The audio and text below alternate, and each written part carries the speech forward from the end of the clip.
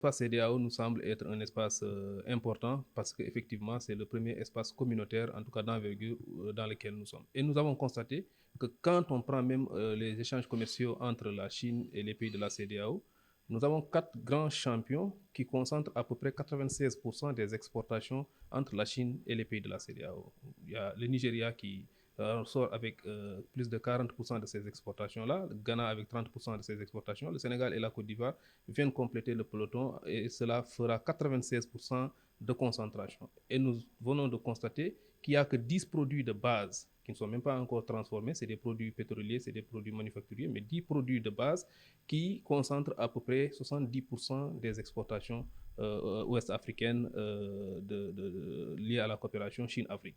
C'est autant de défaillances que nous avons notées et nous avons dit nous allons mettre tout cela en débat. Mais c'est une suite logique de ce que Endacacid a entrepris depuis 2020 en préparant effectivement le dernier forum Chine-Afrique qui s'est tenu à Dakar en novembre 2021.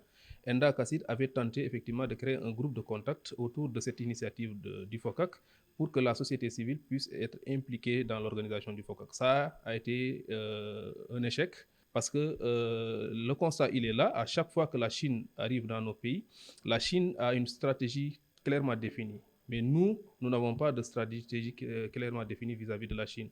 Quand nous importons des produits chinois, nous mettons aussi en berne un certain nombre d'activités nationales. Des entreprises ferment la porte parce que tout simplement, effectivement, les produits chinois viennent concurrencer nos entreprises locales.